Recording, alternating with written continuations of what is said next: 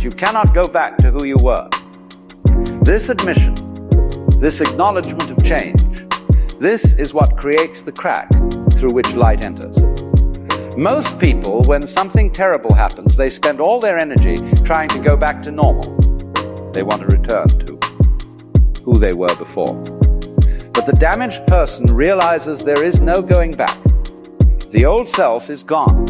And in the space where the old self used to be, something new can grow. Something that wasn't possible before.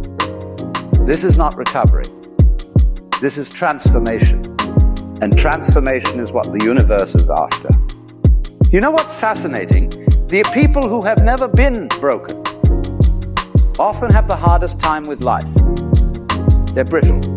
When something difficult comes along, they shatter because they've never learned to bend.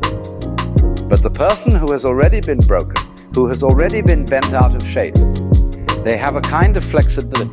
They can move with life's changes rather than resisting them. They're like old wood that has weathered many storms. Strong not because it's rigid, but because it knows how to sway. I want to tell you about something that happens when you accept your damage. You become humble.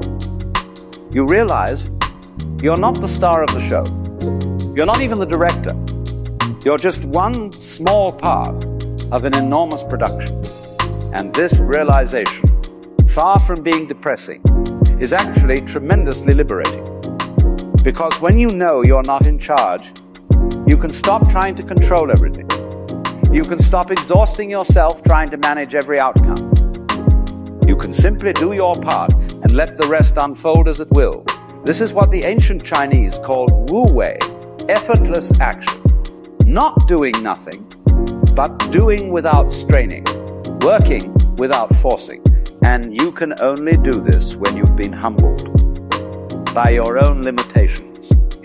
The proud man, the one who thinks he has it all together, he's always fighting.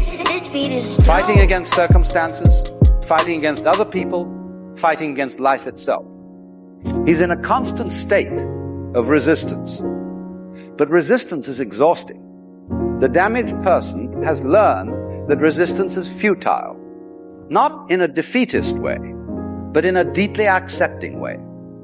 They've learned to work with life rather than against it.